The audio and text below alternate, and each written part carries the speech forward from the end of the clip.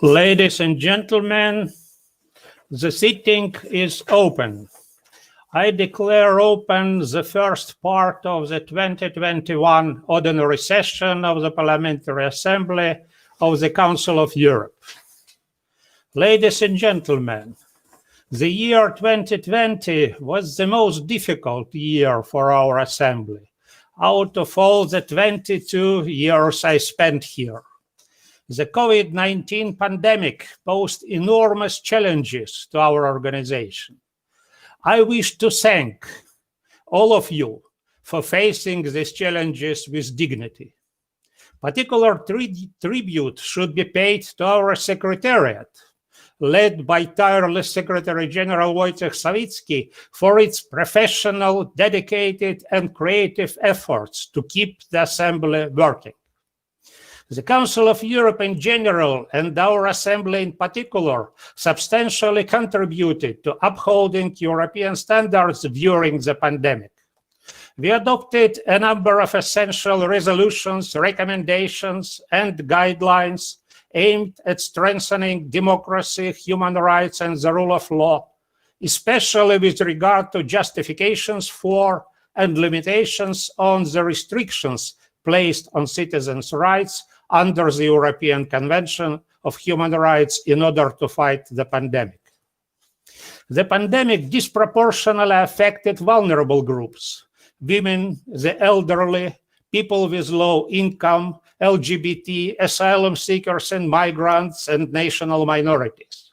In some member states, vulnerable groups are scapegoated, and attempts are made to deepen their exclusion and alienation, in particular with regard to LGBT persons and national minorities. We should reinforce our efforts to protect these groups and resolutely combat any attempts to justify discrimination, in particular under the pretext of anti-pandemic measures. The current crisis highlighted deeply rooted prejudice and stereotypes in our societies. It spawned new populist groups in Europe and provided existing ones with new slogans and conspiracy theories, such as COVID deniers or anti-vaxxers. Such new populists may well succeed in entering parliaments and therefore may appear in our Assembly too. We must be prepared to face also this challenge. Ladies and gentlemen, I am convinced that even and especially under the circumstances of growing tension, deprivation, and despair, our Assembly must continue to fulfill its mission of a watchdog for democracy, human rights, and the rule of law everywhere in Europe. This should include, sooner rather than later, Belarus, whose brave people are challenging their authoritarian regime. A famous German philosopher said, "What doesn't kill me makes me stronger." As we see today, the ominous virus failed to kill our Assembly. Let's work together to make it stronger. Ladies and gentlemen, the first item on the agenda is the examination of credentials of members for the 2021 ordinary session of the Assembly. This year, given the circumstances, the deadline for submission of the credentials was midnight on Monday, 18th January. The names of the representatives and substitutes are in document 15215, which is available both in the hemicycle and on extranet. If no credentials are challenged, the credentials will be ratified. Are any credentials challenged? If so, please ask for the floor by raising your hand for those present in the chamber or via the CUDA system. So first, I would like the Secretariat if someone is asking for the floor in the hemicycle. Yes, Mr. President, Madam Mezentseva from Ukraine is asking for the floor. Thank you, Mr. Secretary General. So before calling a member to speak at this point, I remind the Assembly that the rules on challenging the credentials require the member challenging credentials to state first which credentials are being challenged, so which delegations, whether the challenge is under Rule 7 procedural grounds or Rule 8 substantive grounds, and the reasons for the challenge. So, Madam Mezentseva, the floor is yours, please. Dear Chair, thank you very much, dear Chair. Mr. Chairman, in 2019, the Assembly welcomed back the Russian delegation in order to relaunch a political dialogue with the only objective to better protect Russian people. On the contrary, the Russian authorities persistently continued to shrink political and civil liberties. The targeted campaign against the leader of the opposition and thousands of Russian citizens confirm the conclusions of the Court of Human Rights that the aim of the ongoing political process is to suppress the political pluralism and therefore effective diplomacy, which is the central value of this organization. Russia's continued repressions on human rights violations in the occupied territories in violating of many PACE resolutions, namely 1990, 2034, 2063, 2132, in which the Assembly condemned the grave violations of international law committed by the Russian Federation with regard to legal annexation of Crimea, military occupied Donbass, Resolution 2261. The Russian Federation maintains amendments to Article 79 of the Russian Constitution, which allow not to comply with the decisions of the bodies established by the international treaty. The mere argument that Russia continues to monitor in dialogue is not enough. A country engaged in such dialogue obliged to refrain from acts. On today, we witness the total ignorance subvention which requires strong answer from Assembly in the name of citizens from 2019. Finally, the fact that Russian delegation includes members elected in the constituency, which includes illegal annexed territories, constituencies additionally compelling indicator, Article 3 of the statute. And I'm finishing. On behalf of my colleagues, I challenge before the credentials of Russian Federation delegation on substantive grounds under Rule 8, account of serious violations of Article 3 of the preamble of the statute, as well as to Russia's failure to honor its obligation and commitments. Sorry for a delay in my speech. Thank you, dear Chair. Thank you, Madam Mezentseva. Colleagues, please try to be brief and to respect the rules, including the limits to speaking time. So, Mrs. Mezentseva is challenging the credentials of the delegation of Russian Federation on substantive grounds under Rule 8 of the Assembly's Rules of Procedure. Under Rule 8, your challenge must be supported by at least 30 members from at least 5 national delegations. Under the changes to our rules introduced in November 2020 by Resolution 2349, I will invite those who support this challenge to indicate their support using the available voting system. Members present in the chamber should stand in their place and use the voting system of the hemicycle by voting yes. So please stand up and also vote. Members who do not support the challenge shall not vote at all. Members participating remotely should vote using the CUDO system. Those who support this challenge will vote yes. Those who do not support the challenge shall not vote at all. So now the vote in the hemicycle and via CUDO is now open.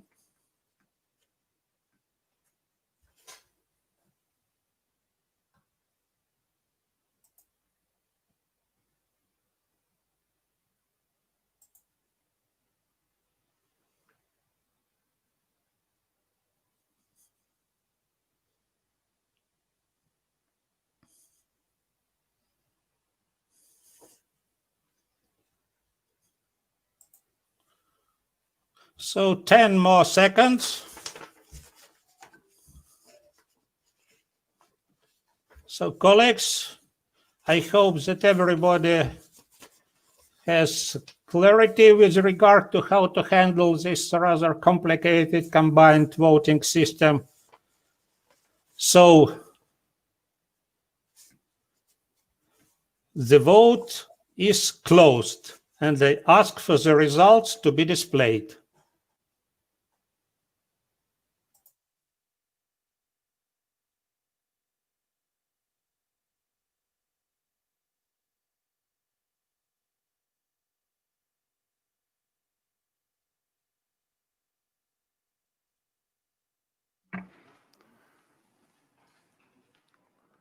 The results will be displayed in a few moments. We have to combine results of vote in the hemicycle and the vote which were delivered via CUDO voting system. Yes, I see that in CUDO we have 26 votes, right? And how many votes in the hemicycle? It's not available to me, so I'm waiting for the secretariat to calculate all the votes and also to check whether the members who supported the challenge belong to at least 5 different national delegations. This is coming soon. Well, I can tell you now, before it is published, that the combined results of the vote from both systems is 38 members who supported the request, 26 via CUDO and 12 from the hemicycle, and members who voted belong to more than 5 parliamentary delegations. Thank you, Mr. Secretary General. So the challenge has the support required under the rules of procedure. The credentials of the Russian Federation delegation are referred without debate to the appropriate committee for a report and to the Committee on Rules of Procedure, Immunities and Institutional Affairs for opinion. I propose the appropriate committee in this case is the monitoring committee because the challenge was motivated with fulfillment of obligations and commitments undertaken before the Council of Europe. So are there any objections to the proposal that appropriate committee in this case is the monitoring committee? I see no one asking for the floor, so this is approved.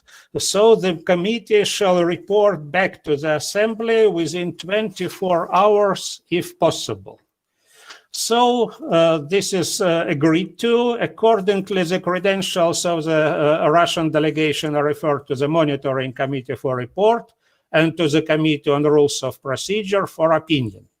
The President will make proposals for the examination by the Assembly of the Committee's report when we consider the draft agenda. I remind you that members of a national delegation whose credentials are challenged may sit provisionally with the same rights as other Assembly members until the Assembly has reached a decision. However, those members shall not vote in any proceedings relating to the examination of credentials which concern them. Are there any further challenges? I don't see in the hemicycle. I don't see in CUDA. So I conclude that other challenge credentials set out in document 15.1.215 are ratified, and I welcome our new colleagues. Ladies and gentlemen, the next item on the agenda is the election of the President of the Assembly, as set out in document you received as INF 2021-03. I have received only one candidature, that of Mr. Rick Dems from Belgium, incumbent President of our Assembly. I therefore declare Mr. Rick Dems elected President of the Parliamentary Assembly of the Council of Europe for this ordinary session. Congratulations, Mr. Dems. Rick, I welcome you to the chair.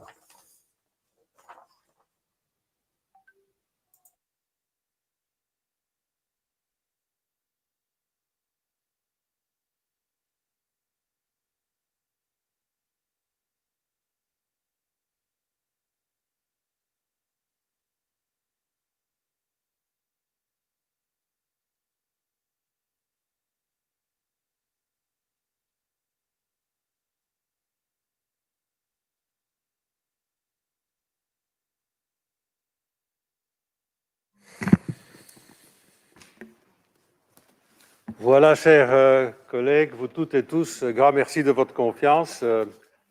Une des plus dures élections que j'ai connues dans toute ma carrière. Grand merci.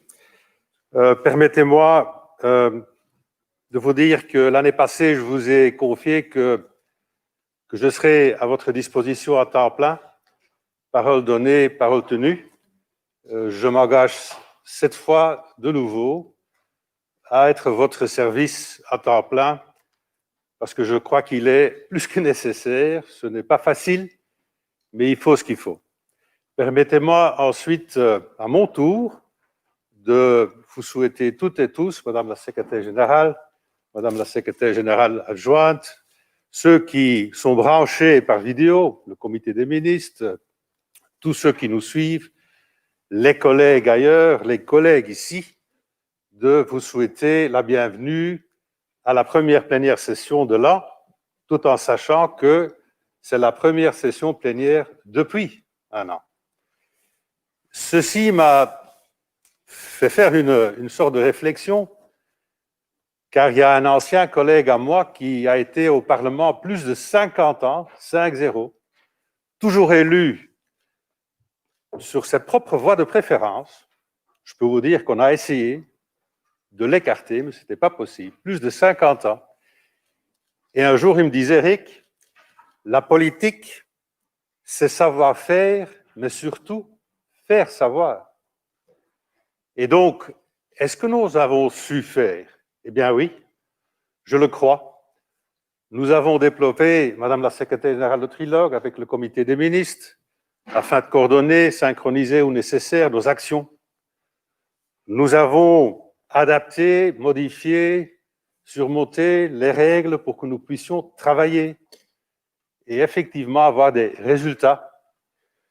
Nous avons abordé le Covid par des rapports qui ont en partie substantiellement aidé le Comité de ministres de confectionner la déclaration d'Athènes que nous avons repris nous-mêmes à bord, qui affirmait notre adhérence à nos valeurs et surtout qui tirait les lignes rouges dans lesquelles il faut rester pour effectivement protéger toutes nos valeurs et pour que nous ne tombions pas dans le piège d'un nouveau normal.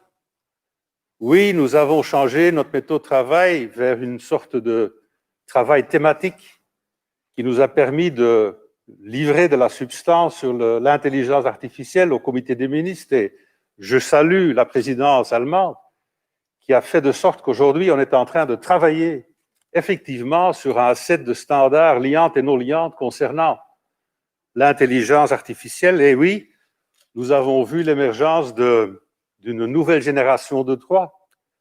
Par exemple, le fait qu'aujourd'hui, sous le drapeau de la libre expression, on croit qu'on peut mentir, bien que le droit de connaître la vérité est important. Et oui, nous avons vu une fois de plus l'émergence et l'urgence de l'environnement connecté aux droits humains.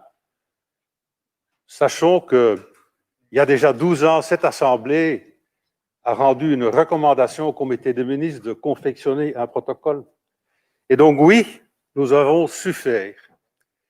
Et je voudrais m'associer au remerciement de Boris, à dire merci et chapeau à notre équipe de l'Assemblée, plus de 80 personnes sous la direction éminemment professionnelle du secrétaire général, qui ont fait de sorte que tout ça était possible. Et je voudrais aussi dire merci et chapeau à toutes et tous, collègues parlementaires qui ont travaillé pendant cette année difficile, nos vice-présidents qui m'ont quand même aidé beaucoup, à nos chefs de délégation qui ont poussé leurs membres d'être actifs, à nos chefs de groupe qui l'ont fait, à tous les gens qui sont autour, et surtout à nos présidents de commission qui ont fait de sorte que, oui, nous avons su faire.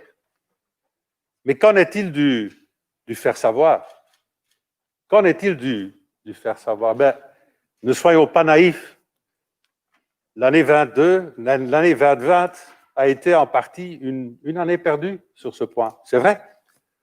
Le savoir-faire qui est important, mais le faire savoir qui est encore plus important pour que tout ce que nous faisons soit engrangé dans nos sociétés au bénéfice de plus de 430 millions de citoyens dans 47 pays, et donc, mis à part de la route 47 virtuelle qui fonctionne bien, nous n'avons pas su nous connecter physiquement. En partie, nous le ferons aujourd'hui. Nous n'avons pas su le faire. Et donc, cet élément très important, nous n'avons pas vécu, malheureusement. Et oui, nos moniteurs n'ont pas été sur place. Et oui, nos observateurs n'ont guèrement pu observer. Et non, nos rapporteurs n'ont pas été dans les pays pour effectivement faire leur rapport. Donc, une année en partie perdue. Mais ne perdons pas le courage et ni la motivation de continuer, vu déjà aujourd'hui en partie la présence de certains collègues. And it also made me think of maybe a very strange reflection, but it came to my mind that trees don't meet, but people do. Trees stand separate to each other, and people interconnect. And this is the difference between what we have lived in part in 2020 and what we are trying to reconnect with as of today. Interconnect people. And yes, in part, we stood separate from each other, and this has not been the best way to work. Because you need to meet in order to convince your colleague or to be convinced by your colleague, obviously. And this gives me the following thought, that taking on board the perspectives and the proposals and the ideas and the opinions of your colleagues, taking them on board is very hard, if not impossible, if you do not meet in person. And so we lose, in part, perspective, which, by the way, in all of our work has been lost anyway. And let me show that with a very small example. What we have seen in the political world in the past, and we'll see it in the future, but still, if it might be some kind of a guideline, I will try to do it with the help of a simple glass. Because being in our country, we were rather perspective-less. Now, if you look at the glass like that, it's like a rectangle. But then if you look at the glass like that, it's a circle. And even if you look at it like that, it is a closed circle. Now, why am I saying that? Because so often we have seen colleagues debating, arguing, fighting over the fact, no, it's a rectangle, no, it's a circle, no, it's a closed circle. But hey, it is the same glass. It is just the way and the perspective you use to look at it. And if the aim is to fill the glass, well, then we should take on board the perspective of our colleagues and take into account those things that we do not master, such as gravity, in order taking all the perspectives on board, to be able to know that we have to keep and put the glass upward in order for it to be able to contain water. May sound strange to put it that way, but still, if we do not interconnect and if we are not able to take on board the perspectives, the opinions of each and everyone on an equal basis even, and then make up our minds, we will not be able to really conclude in a good way. And so the next question that arises is about why are we doing all of this? Why are we all making this effort? My brother, with whom I've got some connection through WhatsApp because I cannot meet him, he said, Rick, but why are you doing all that? Well, the answer is simple, colleagues. At least it is simple for me. It is because we care. It is because we, members of this assembly, we care about the fact that people are equal. Being equal is not being the same. This is why we are united in diversity. It is because we care about human rights to be enjoyed by all of the citizens in the 47 countries. It is because we care that people must be free to enjoy and to be able to pursue their happiness. It is because we are caring about the fact that no one should be above the law. That's what rule of law is all about. Because we think, we care, we need to have the people to decide. Parliaments should be on board. That's called democracy. Equality, human rights, freedoms, rule of law, democracy, the cornerstones of what we do. This is why. Why? Because we care and should go on caring even more than yesterday.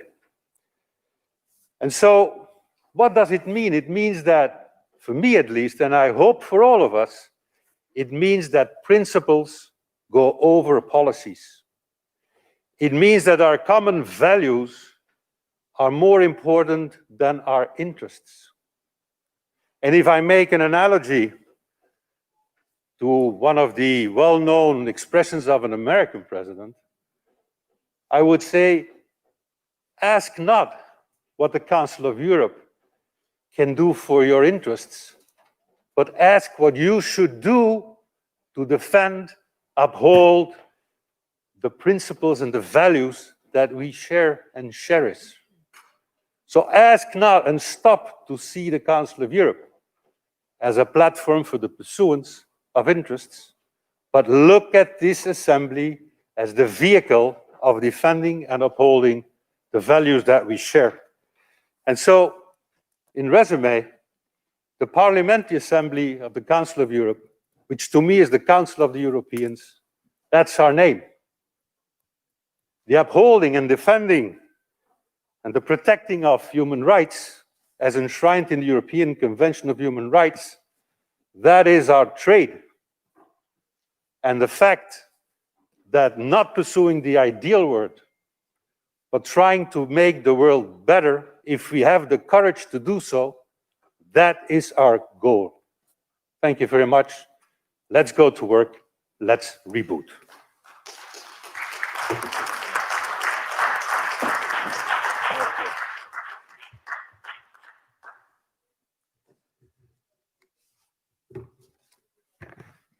Now, the next item on the agenda is the election of vice presidents of the Assembly. By the way, I can assure you that you can work with your mask on. It's even an FPP2, so it goes well. And I didn't have any remarks from the interpreters, so it seems to work well. Colleagues, we've got 17 nominations for vice presidents. They are listed in document AS-INF 2021-01. Is there a request to vote? Wojciech? Colleagues? I don't see any. Since there has not been a request to vote, I declare these candidates elected as vice presidents of the Assembly. In accordance with Rule 16 of the Rules of Procedure, they will take precedence of age. Who is the oldest one? Wojciech, you don't know? Okay, we'll know later. I always have these questions to Wojciech. 16? Okay, then we go to, because we have to be prepared for everything. Okay, the next item on the agenda is the appointment of members of committees. The candidatures for the general committees of the Assembly have been published as Commission's 2021-01 and Addendum 1. Are these proposals approved? If not, any remarks, please ask for the floor, be it in the hemicycle or through Kudo. I don't see any. Then, therefore, they are accepted. Colleagues, then we come to the proposals for current and urgent debates. Before we examine the draft agenda, the Assembly needs to consider requests for debates on the urgent and current affairs procedures. The Bureau had received a lot of requests. A request for under urgent debate concerning Mr. Navalny, a request for urgent debate under Belarus, a request for current debate on prohibition of Russian minorities language in Ukraine, a request for current affairs debate on unjustified delay in repatriation of Armenian prisoners of war, a request for current debate on the actual situation in the temporary occupied autonomous Republic of Crimea, a request for current debate on the arrest and detention of Navalny, so we got urgent and current, and a request for a current debate on freedom of expression under threat by big companies. Under Resolution 2350, the Assembly may now hold up to 2 current affairs debates in part sessions. I can inform you of the fact that the Bureau was in favor and advises of holding 2 current affair debates, one being a request for a current affairs debate on the arrest and detention of Alexei Navalny. And second, a request for a current affairs debate on freedom of expression, Article 10 of the ECHR, on the threat by big tech companies. Do we agree, or do we have... Oh, the Bureau rejected all the other requests for debate. So just to be clear, we had 7 or 8 requests, and the Bureau advises to hold 2 current affairs debates on, one Navalny and the other freedom of expression, big tech. So we will take them one by one. We will first consider the request for debates under the urgent procedure. At its meeting on the Friday of the Bureau, it agreed to recommend to the Assembly that a request for a debate under urgent procedure concerning the arrest and detention of Alex Navalny would be rejected. The Bureau was, however, in favor of having a current affairs debate on the same topic. So, is the Bureau's recommendation accepted? If not, I ask you to ask for the floor. No one in the room. And I have Mr. Zingeris through Kodo. Mr. Zingeris, you have the floor. Yes, dear colleagues and friends, especially Rick's congratulations with usual elections. Thank you for chairing us and chairing us in so smoothly way. I would like to tell you that is new. The events happened from Friday in Russia. We have 3,500 arrested people, detained, and we need to have at least a resolution in sight of our urgent debate. So the Bureau, when you just discussed on Friday, have no new evidences of Saturday event when thousands of people were arrested, and we should say simply in resolution of urgent debate, let's Navalny go from prison, let's be free, let's free him. And free all other political prisoners. For that reason, and having in mind that Committee on Human Rights, where mostly of us were present, voted in favor for urgent debate, I would like to encourage you to have a vote for urgent debate. Well, it's exceptional case. Thank you. Thank you, Mr. Zingeris. I would appreciate everyone to stay within the time limit, which you almost did. Great. We now give the floor only to one person to oppose the opinion of Mr. Zingeris, who wishes an urgent debate. Je vois que Madame de Courson demande la parole. Madame de Courson.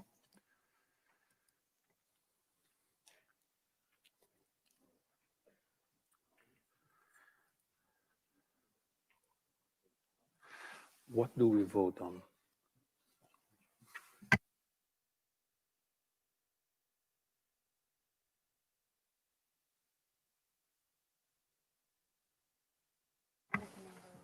Okay, Madame de Courson is trying to get on board. Here we go. Okay, that is something else. C'est un peu bizarre. C'était presque la chaise vide. Hein? Is anyone else wishes to speak? I see that Mr. Cox, you have the floor. We can only have one speaker for the opposing opinion. We should stick to the decision, the proposal made by the Bureau with a large majority, because we already are making a report on the Navalny case by our colleague Jacques Mayer, and it doesn't make sense to make another one on this issue. So I ask the colleagues to follow the proposal to have a current affairs debate this week and give our colleague Jacques Mayer a decent chance to finish his report, and then we come back to that in this assembly. Thank you very much. Thank you very much. As you know, only one speaker in favor and against are allowed. The Bureau was against having the urgent debate. We shall now vote on the request for urgent debate. This decision requires a 2/3 majority. So just to be clear, the Bureau was not in favor, and so this vote is about having the urgent debate. So those who want the urgent debate vote yes, and the other ones vote no. Vote is open.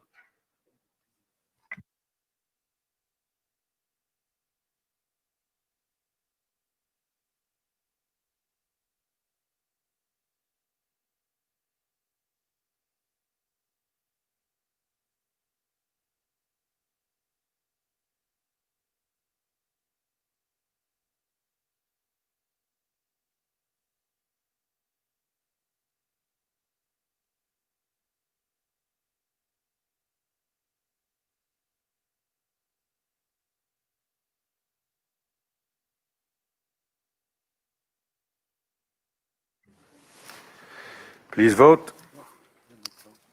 Vote closed.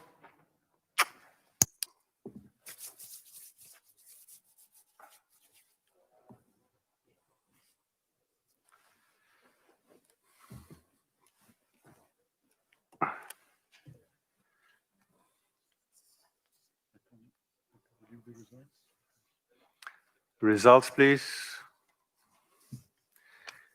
I do abide, hope on your patience because, combining the votes takes a little bit more time.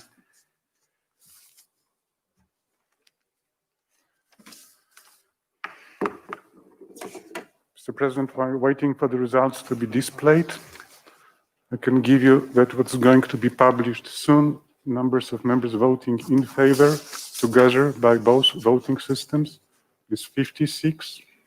Number of members who voted against is 88. And number of those who abstained is 6. Okay, so then the proposal for an urgent debate is rejected. Okay, I have to go through my pages.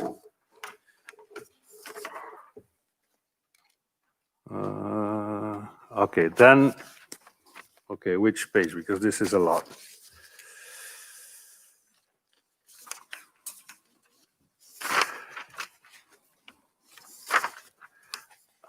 Okay. Okay, then we come to the next one. At its meeting on Friday, the Bureau agreed to recommend to the Assembly that a request for a debate on the urgent debate on the worsening situation in Belarus be rejected. I recall that basically the Bureau advised for 2 current affairs debate. Does anyone wish to have this put to the vote? I don't see it, then it is not on the table anymore. Okay, which page do we go now? Thank you. Then, before we examine the draft agenda, the Assembly needs to consider the request for current affairs debate. I remind the Assembly that under Resolution 2350, the Assembly may now hold up to only 2 current affairs debates in a part session. We first come to a request for a current affairs debate on the arrest and detention of Alexei Navalny. At its meeting on Friday, the Bureau unanimously approved this request and therefore recommends to the Assembly that the matter be debated during this part session. Does the Assembly agree to this recommendation? I see someone asking for the floor. I don't know whether it's Mr. Klich, you have the floor.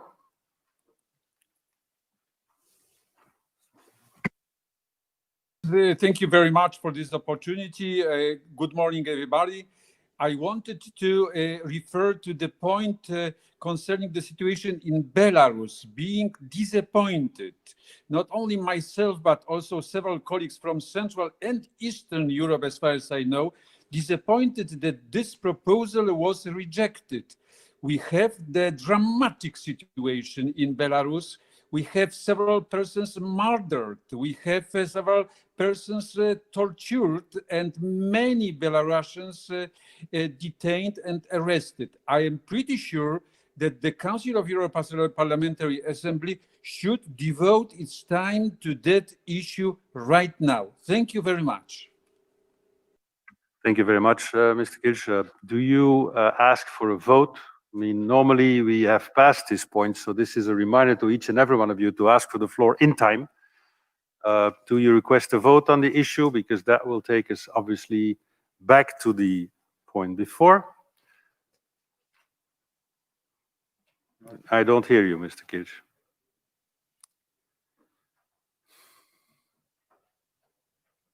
Mr. Kirsch, please open your mic. Yes, Mr. President, I ask for voting.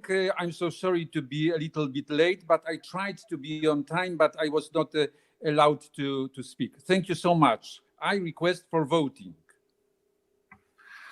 Thank you very much. It's going to take a bit of time. Does anyone wish to speak against having an urgent debate on Belarus? I have Mr. Cox again. Mr. Cox.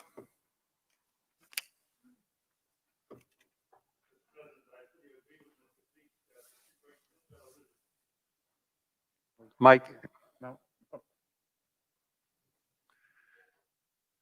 it functions.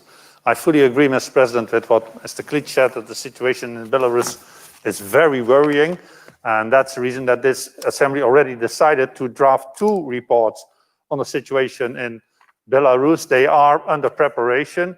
And I think that is the best way we serve the interests of the citizens of Belarus, to go in depth in these 2 issues and then come up with a clear resolution in order to protect those who are in favor of democracy in Belarus, instead of having now an urgent debate. We already have 2 reports under preparation, so I would suggest to follow the proposal of the Bureau, not to have this urgent debate. Thank you very much. Thank you very much, Mr. Cox. I recall the colleagues that the Bureau decided to propose to the Assembly to have 2 current affairs debates, and so by consequence is against this urgent affair debate.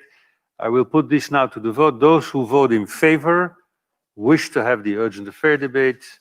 Those who vote against do not. In order for it to prevail, it needs a 2/3 majority. The vote is open.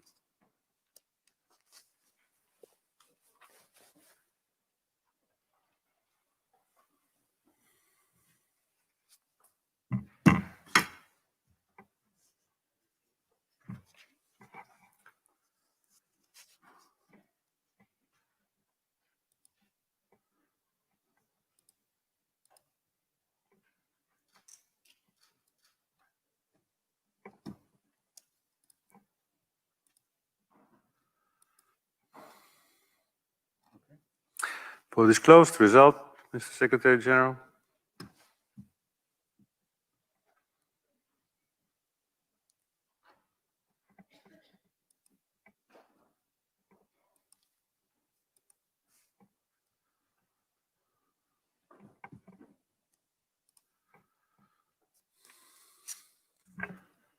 Mr. President, the results are the following.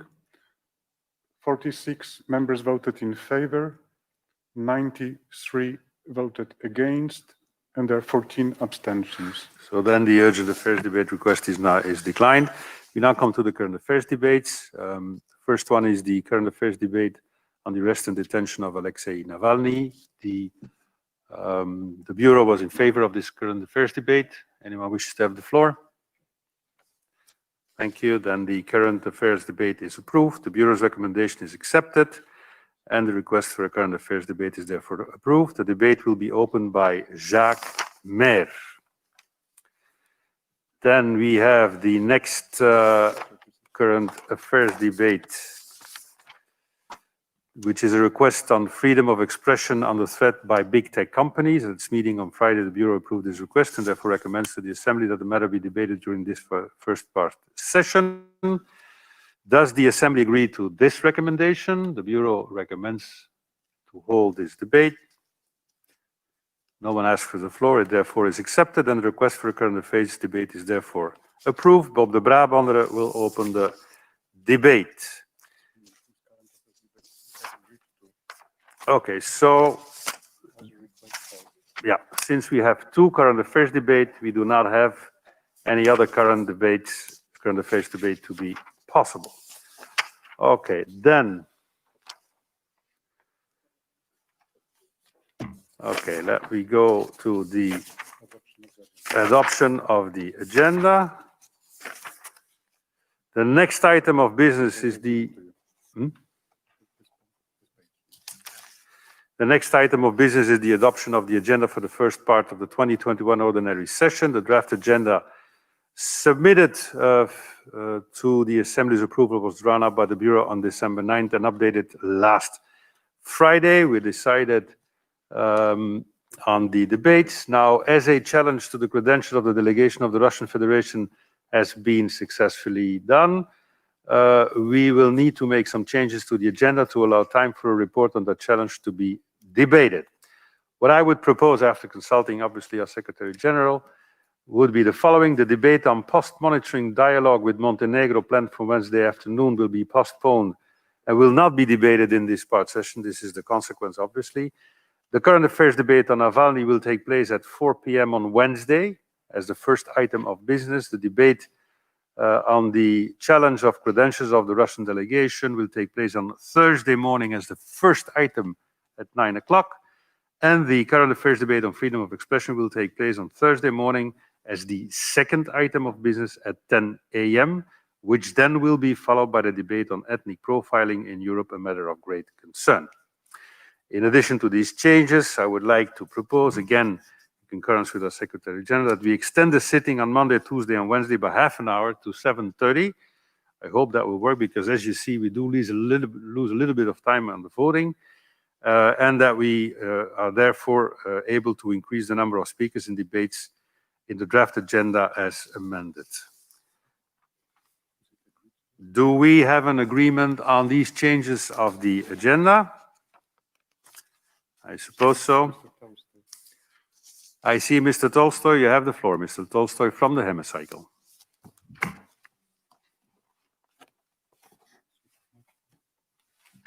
Уважаемый господин председатель, уважаемые коллеги, в связи со срочностью вопроса я предлагаю дебаты по пункту о свободе выражения мнений и роли крупных компаний перенести в среду. Будет больше членов ассамблеи здесь.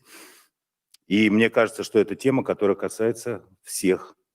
А дебаты по Навальному провести в четверг после дискуссии по полномочиям. Спасибо.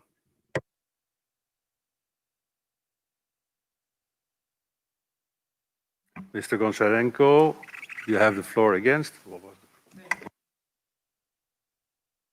President, thank you everybody, and hello to everybody. I just want to say that it's extremely important to have a debate on Navalny case on Wednesday, as early as possible, because what is going on in Russian Federation now, it's absolute Stalinism, it's terror against its own citizens, again, Novichok against the leader of opposition, chemical weapon, detain illegal of a person, hundreds beaten, thousands arrested, and we cannot wait till even Thursday. The earlier the better, so I would like to ask everybody to support the proposition of Mr. President to have a debate on Navalny on Wednesday, because that's extremely important question now. Thank you very much. Okay, in order to make this simple, I have heard the proposal of colleague Tolstoy. I've heard the objection of our other colleague. So I put to the vote the agenda as I propose it. And those who vote yes will agree with my proposal. Those who vote no would agree with the proposal of our colleague, Mr. Tolstoy. The vote is open.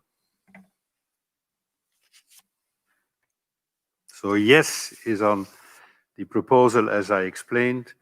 No would be in favor of the proposal of our colleague, Mr. Tolstoy.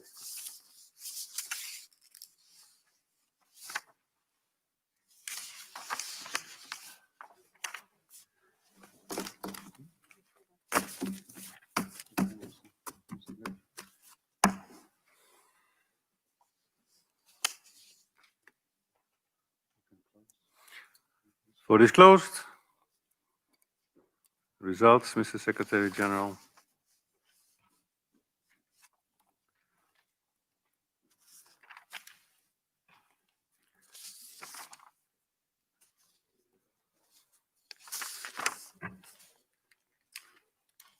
Mr. President, the result is the following. 104 members voted in favor, 27 voted against, and there are 15 abstentions. Thank you very much. Therefore, the agenda as proposed by myself has been accepted. Let's now go to the next point of order, the adoption of the minutes of proceedings of the Standing Committee. The minutes of the meeting of the Standing Committee in Strasbourg on December 4, 2020 have been distributed. I invite the Assembly to take note of these minutes. I see a request for the floor. Madam Kovacs, you have the floor.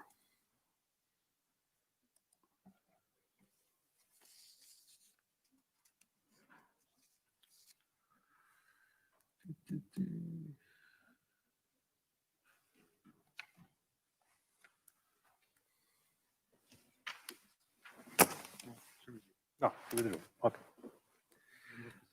I see that this has been withdrawn, so the Assembly takes note of the minutes. Now, the next item on the agenda is the debate on the progress report of the Bureau and Standing Committee, which is document 15213 and addendum 1 and 2, to be presented by Mr. Ian Little-Granger. This will be combined with consideration of the report of the ad hoc committee of the Bureau on the observation of the early parliamentary elections in Georgia on October 31st, 2020, document 15210, presented by Mr. Tini Cox. Now, I inform you that the debate must be concluded by 1 p.m.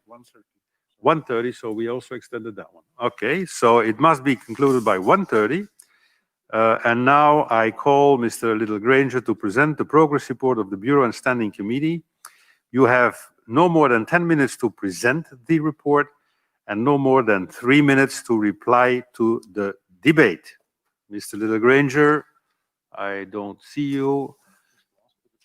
You have to ask for the floor. I see you did, Mr. Ian Little-Granger. Ian Little-Granger, you have the floor. 10 minutes max. Thank you, Mr. President. 10 minutes max it will be. And can I first of all thank you for your speech to start with? And you mentioned a very important thing. You mentioned honesty. And that is the watchword not only for all politicians, but for all democracies.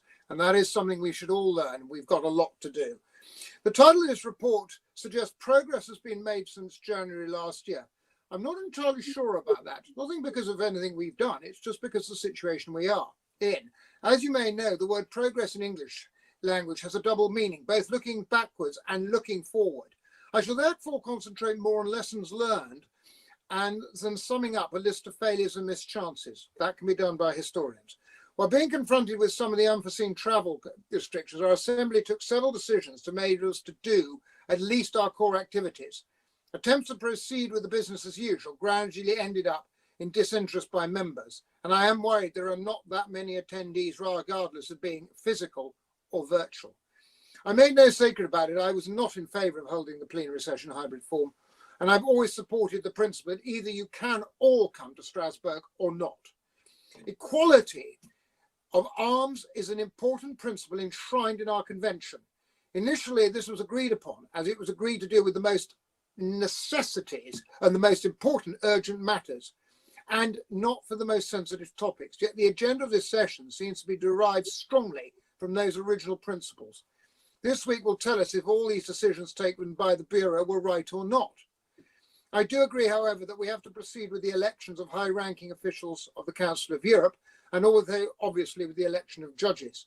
In this respect, I'd like to remind our Ukrainian colleagues that the terms to propose a new candidate judge are over 2 years late. And if action doesn't seem started soon, then we could have problems. All our governments and parliaments have struggled over the past year with new working methods and civil unrest. There is also a worrying crackdown on the freedom of speech, freedom of assembly, privacy, and the freedom of movement. All these rights are the core principles of the Articles of the Convention on Human Rights. And in astonishment, I take note of the fact that some countries, the limitation of these freedom of rights barely provoked a debate in Parliament, were taken by executive orders of government. If your country hasn't had a parliamentary debate yet on these limitations of freedoms, when will it happen? And then limitations should be lifted. I urge all countries to do so as soon as possible. We, the Council of Europe, should closely follow up each and every single one of you and the way that you're handling this situation, including the United Kingdom. In October last year, we took stock of how things were handled, offered lessons learned and expertise to country, so there is no excuse for authoritarian behaviour. 2020 also brought the unseen violence and woke demonstrations of the past. I have seen our collective failure in the war of Nagorno-Karabakh erupt, and we failed there. Though we have also had an open conflict between Turkey and its neighbours, and we did nothing for the people in Belarus, and are still, as far as I'm concerned, doing nothing. While Nagorno-Karabakh and Eastern Europe Mediterranean conflicts are in progress, and the finding of some sort of settlement of our neighbours in Belarus bravely keep fighting for their rights, basic rights, and against an unseen and sometimes too visual police brutality. Belarus may not be a member state, but if the Council of Europe, the oldest and respected human rights organisation actually on the planet, has no answer to the cries and begs of help from a European country, then really what is the purpose of this organisation? Having said that, I looked at the images of how many thousands of peaceful protesters were treated the past weekend in some of the cities across Russia. I most certainly, this organization needs to look at itself very carefully. We have amongst our members former ministers, even former prime ministers, former EU commissioners, and even former human rights commissioners. When I look at the experience in office and the life of the collective membership of the Assembly, the general public might look at us as the conscience of Europe. However, this does not translate in how we as an Assembly act. On behalf of members of the general public across Europe, especially, we do not allow skulls to be cracked in streets of Kaliningrad or Vladivostok, and innocent people be locked up for lengthy prison sentences. And the worst part is, we can't even blame most of the Russian authorities for it. Many colleagues were absolutely convinced in 2019 we should be allowed to allow Russia back into the pace, unconditionally. And all of this because we needed to have our bills paid. And I will remind you that the interest has still not been paid. I hope these colleagues who voted in favour of this in 19 can live with their appalling decision, because now we're seeing the fruits of it. And there is real hypocrisy amongst some colleagues. This week shall see what practical limitations that are from June 19 decision that was made. We really can do anything about it. Having eyes, we do need to rally to impose sanctions. And I'm afraid at the moment it is the Russian delegation, but it could be others. When I look at these members of being present in Strasbourg this week, I do see in a great reverence the great-grandson of the most famous writers. We've also got members of Russian with PhDs in law, medicine, economy, constitutional experts, Olympic champions, etc. We don't really need to tell you what you need to do to demand and look after democracy. Do we need the US to tell us not to be afraid of our own people? And opposition in government is healthy. It's a democratic thing. And that judges should be allowed to make independent decisions. And these topics will not go away. I think you should realize but how many of us have a great deal of experience in the Assembly.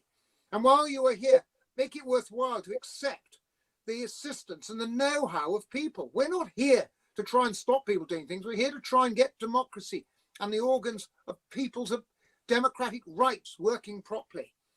So you're not the only country to struggle with demons. We've all done it in the past. We've all learned from this pandemic and other things that member states only pay lip service to some in democracy and human rights, and then it gets difficult.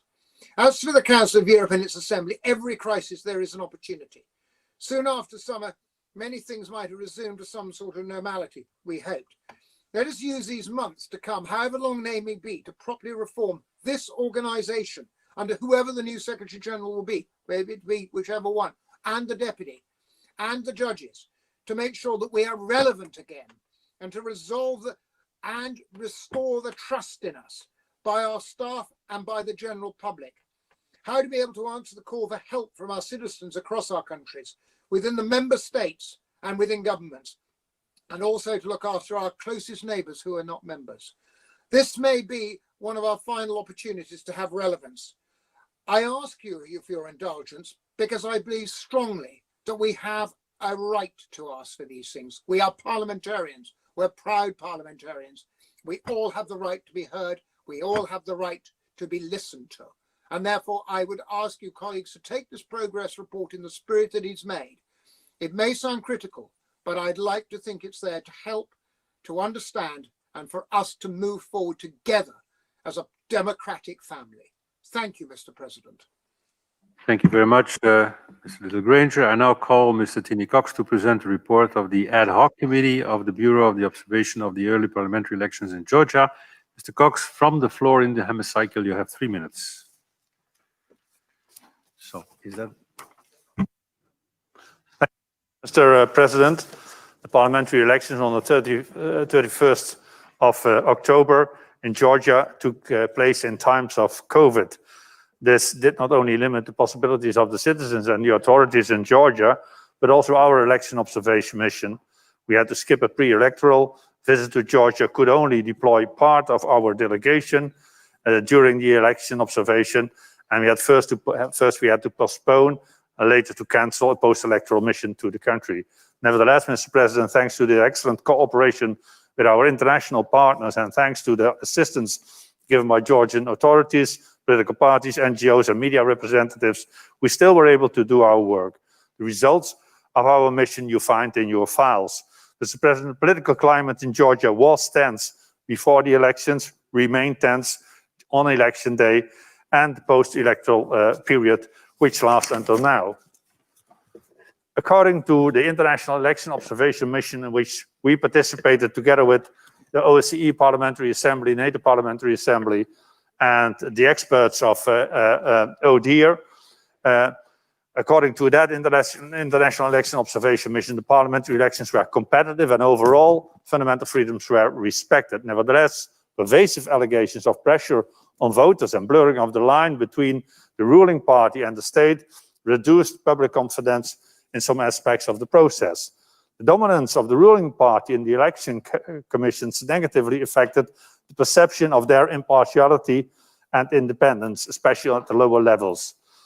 Recent legislative amendments adopted following an inclusive consultation process involving Council of Europe and ODIHR recommendations help to provide a legal framework that is as such a sound basis for holding democratic elections. Nevertheless, the State Audit Office capacity to effectively oversee the integrity of the campaign financing remained limited, leaving long-standing Council of Europe and ODIHR recommendations unaddressed. In conclusion, Mr. President, these elections were competitive and relatively free. 48 parties and 2 blocs participated in the elections, out of which 10 parties succeeded to have 1 or more representatives elected. The main problem of these elections was not the freeness, but the level of fairness. The ruling party did not respect enough the line between itself and the state while campaigning, the International Election Observation Mission concluded. The other main problem is that other parties decided to boycott participation in the new parliament, which goes counter to the very essence of elections to represent voters. Our co-rapporteurs for Georgia have already called on all these parties to accept their seats and in the parliament in order to, for the sake of Georgian democratic consolidation. I think that is a wise. Would like to call upon to check all complaints made to the electoral process, and then to ruling party and other parties to engage in a meaningful dialogue to overcome the problems that have risen and to come to a further electoral and judicial reform in Georgia. Thank you very much, Mr. President. Mr. Cox, you went a bit over time, so I will subtract that during the meeting somewhere. Well, yeah, being severe is always good. Okay, we will start a debate now. As you know, we've got representatives of the political groups coming first, and then we go in the order as demanded by the members. The first on my list is Madame Petra Bayer, who will be followed by Alexander Pocic. Petra, you are in the room. Welcome. And Alex is remote. Petra, you have the floor. Yes, thank you very much. I think the progress report very clearly shows that our last year's work was shadowed by COVID-19. Nevertheless, we as PACE proved that we are able to uphold democracy, to protect democratic institutions and rule of law.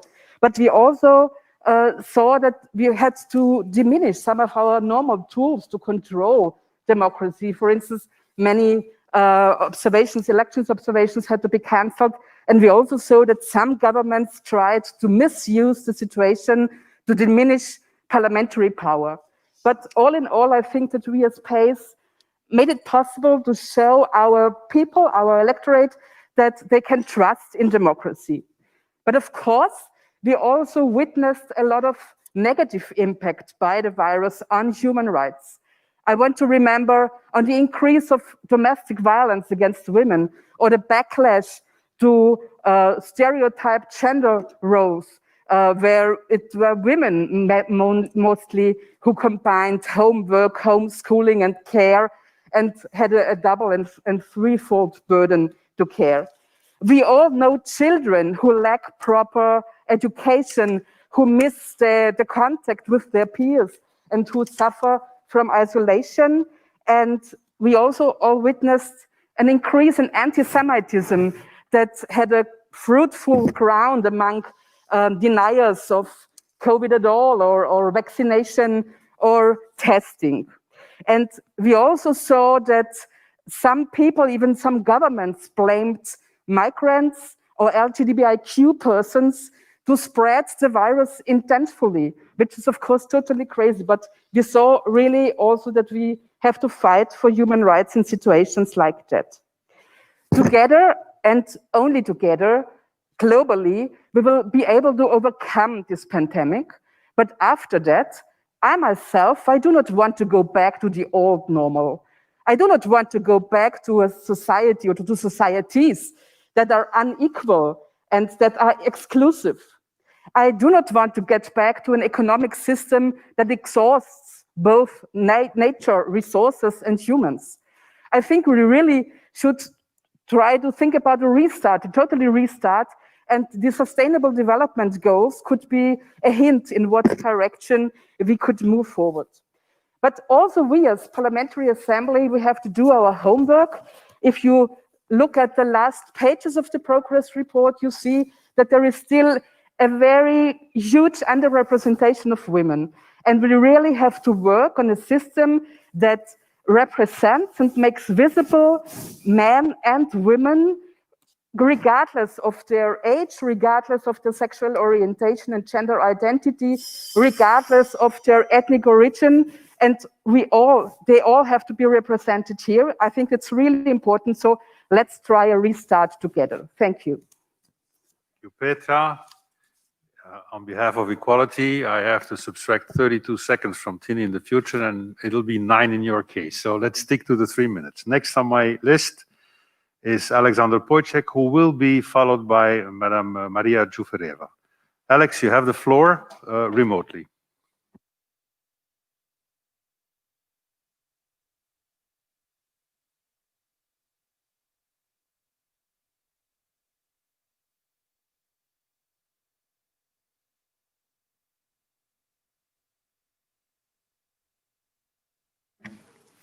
Alex, if you can try to reconnect again. I don't see Alex coming on board. Okay, let's take some, try to gain some time. We now go to Maria Jufereva. Maria, you have the floor, and we will come back to Alex afterwards. Maria. First, my best congratulations with your re-election, and dear colleagues, on behalf of all the group, I express the great concern towards the situation related to the arrest and detention of anti-corruption activist Alexei Navalny in January, the arrest of his peaceful supporters, and more generally about the socio-political developments in Russia. Therefore, we believe that Navalny case has been included to the agenda this week, and it will be. Another alarming situation is around the worsening situation in Belarus, where the authorities still continue to harass and pressure civil society activists and independent media. We also need to keep in our agenda violations against human rights and rule of law in Belarus. And finally, I will present my comments and suggestions inspired by a detailed and objective report observation of the parliamentary elections in Georgia, prepared by my colleague Tini Cox. In the report is outlined that according to the assessment of international observers, Georgia's parliamentary elections were competitive and overall fundamental freedoms were respected. First, on behalf of all the group, I call up ruling party and opposition parties launch large-scale negotiations and calculate the opportunity to work in parliament together. We see that boycott is not the best way to represent interests of population and stand for the rule of law and human rights. Second, we do not support the initiative of ruling party to withdraw budgetary fundings and other benefits from those parties which do not take up their mandates in parliament. We see that this measure could result in a worsening political situation. We all are looking forward to the evaluation of the Venice Commission in this respect. Third, we appreciate the creation of committee on investigation of violations which occurred during last elections. Fourth, we appreciate the reform of election system. In 2024, the parliamentary elections will be conducted fully on the principles of proportional system. And fifth, we suggest to implement the means of electronic elections besides of use traditional balloting system. Thank you for attention. Thank you very much. We will now come back to Alexander Pojcek. Alex, you have the floor, and you will be followed by Martin Graaf. Alex. Merci, Monsieur le Président, Mesdames, Messieurs les parlementaires, chers collègues. Parlant pour des problèmes techniques, moi je vais me concentrer sur le sujet des élections en Géorgie. La Géorgie a connu ces dernières années d'importantes évolutions, alors que des discussions sont en cours portant sur l'intégration économique accrue de la région sécessionniste d'Abkhazie avec la Fédération de Russie. Je voudrais réaffirmer ici notre entier soutien à l'intégralité territoriale et à la souveraineté de la Géorgie. La mise en place d'institutions solides et le bon fonctionnement du pluralisme sont les fondations indispensables d'une démocratie forte. À cet égard, le déroulement des dernières élections législatives d'octobre dernier soulève des interrogations. Les observateurs internationaux des principaux partis de l'opposition et de la société civile géorgienne et les observateurs autres, ils ont noté des insuffisances dans le déroulement de ces élections. Le groupe PPE a ainsi pris position pour exprimer sa préoccupation concernant l'arrestation de 2 candidats de l'opposition 2 semaines avant ces élections pour des motifs politiques. Notre groupe a appelé les autorités géorgiennes au respect des principes démocratiques, au bon déroulement de la campagne électorale et à des élections libres et transparentes. Des réformes électorales et judiciaires sont indispensables pour renforcer la confiance entre la population et les institutions, consolider la confiance dans les institutions publiques en Géorgie et garantir le respect de la démocratie. Le Conseil de l'Europe et l'Union européenne devraient apporter leur aide pour concrétiser ces réformes afin de consolider les institutions démocratiques de la Géorgie. Je demande de rétablir la mission post-électorale en Géorgie qui avait été décidée récemment et malheureusement a été supprimée. Merci beaucoup. Merci, Alexandre. We now turn to Mr. Martin Graaf, after whom we will have Gregorios Kadroukalos. Mr. Graaf, you have the floor.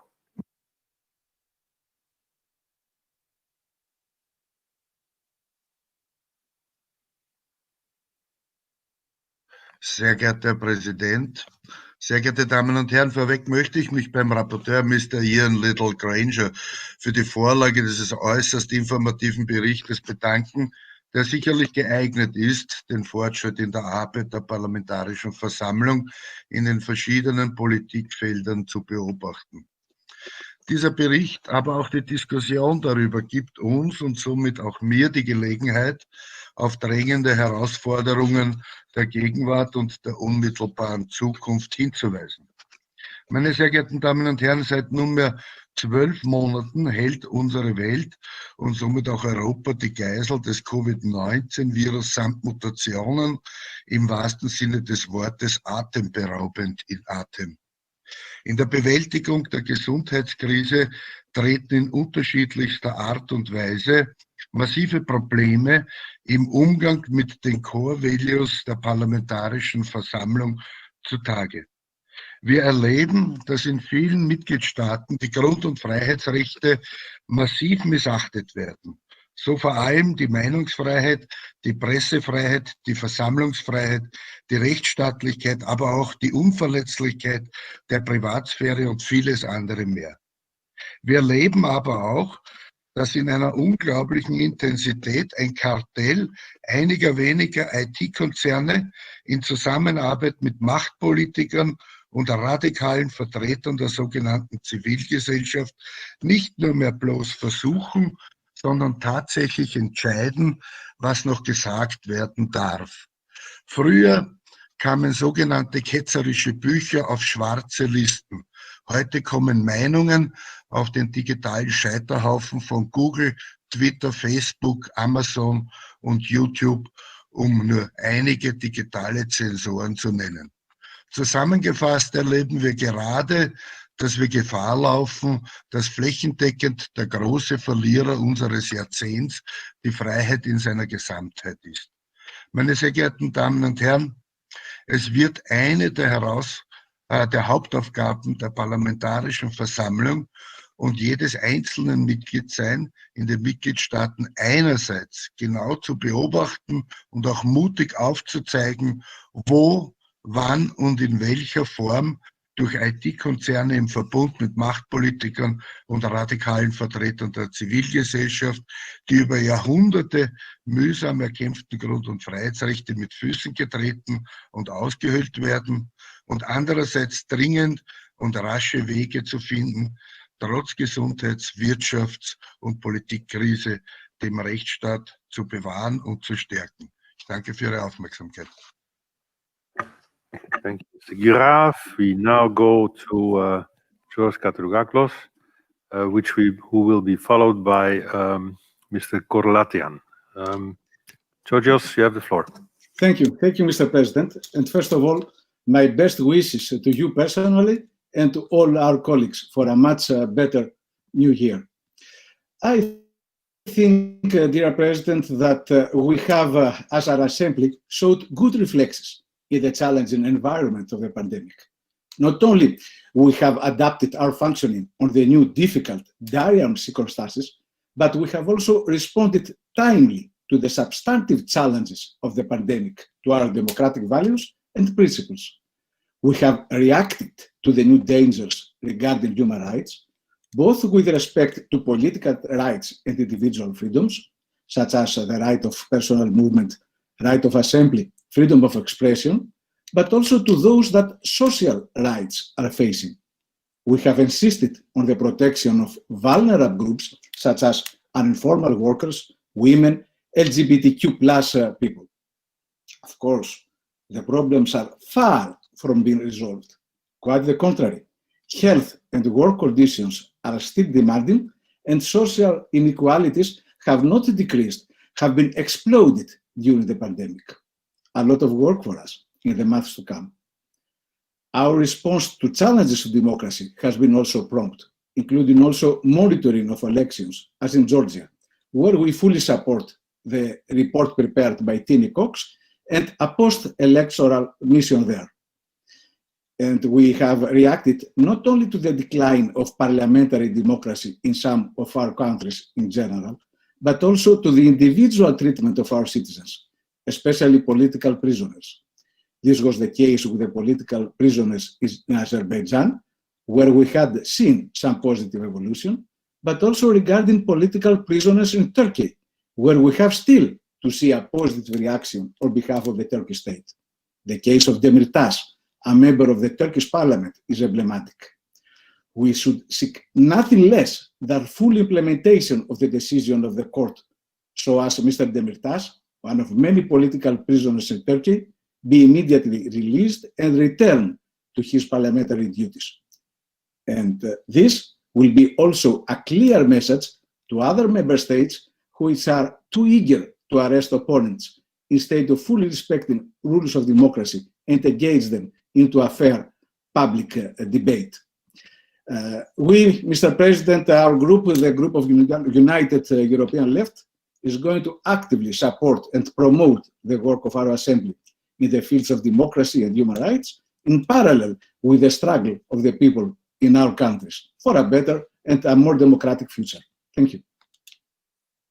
Thank you very much. We now turn to Mr. Korlatian in the room. Titus, you have the floor. Thank you very much, Mr. President. Colleagues, first of all, congratulations addressed to both rapporteurs for their work, their reports, and of course, conclusions and recommendations that I entirely share from the beginning. I will focus more on the elections in Georgia in my capacity as rapporteur on Georgia on behalf of the Monitoring Committee, together with our French colleague Claude Kern, the other co-rapporteur.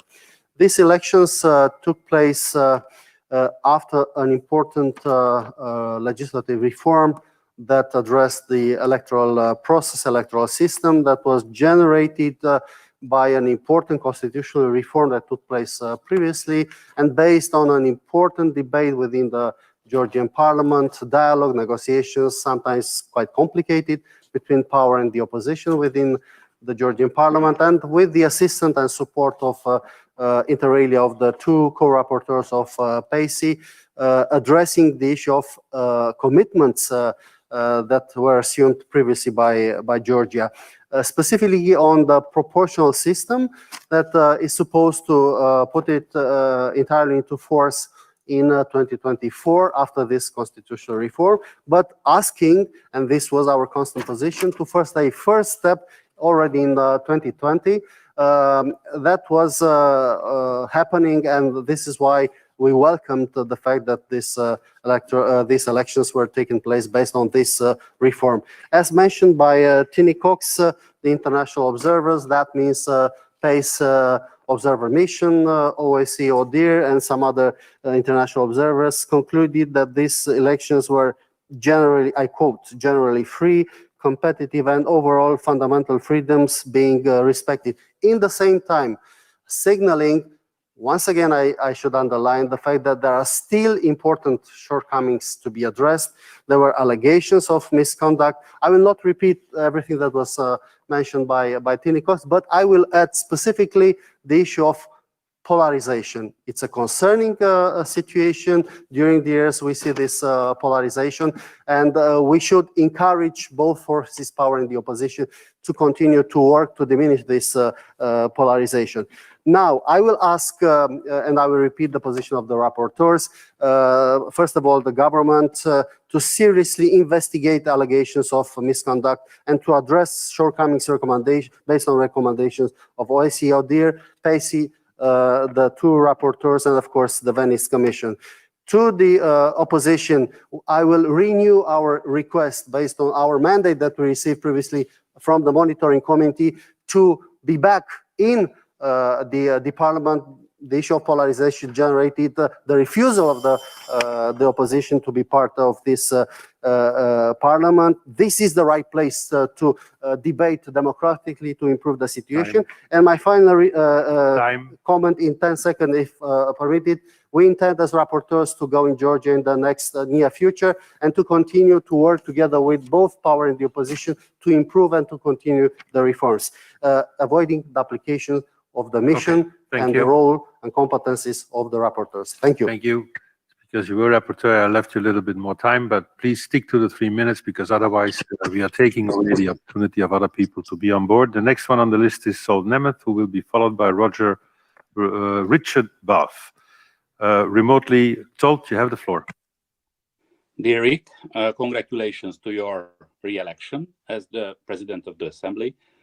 And I would like to express my gratitude to all of you colleagues as a new Vice President on behalf of Hungary, the incoming presidency of the Council of Europe from May this year. I would like to offer my cooperation to all of you. We had 1 year without a Parliamentary Assembly. And for this reason, I am really glad that finally we can meet again in a hybrid manner. So greetings to you, hybrid assembly, in the plenary and in your homes, hometowns as well. It was, I believe, the most serious challenge since the end of the Cold War, 89-90, we have experienced in the past 1 year. And it proved that international and inter-organizational cooperation is vital to manage such type of crises. And I would like to congratulate to our colleagues in the European Union, especially for being able to adopt the rescue package.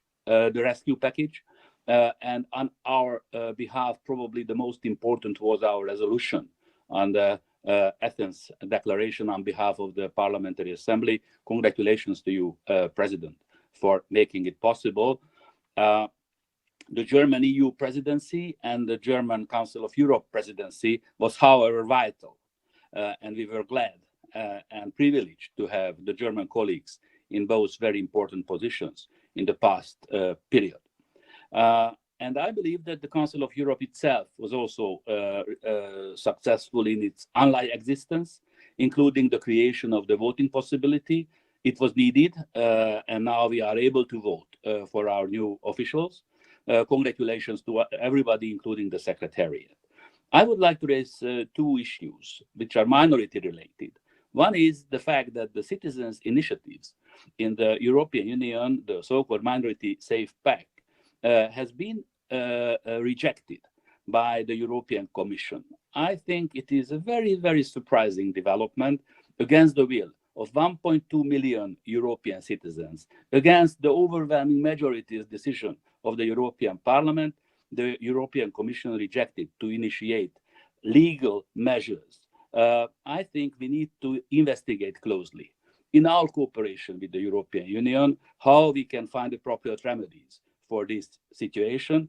And in general, the future of the citizens' initiatives in the European Union is questioned. This is the fifth citizens' initiative which is rejected by the European Union.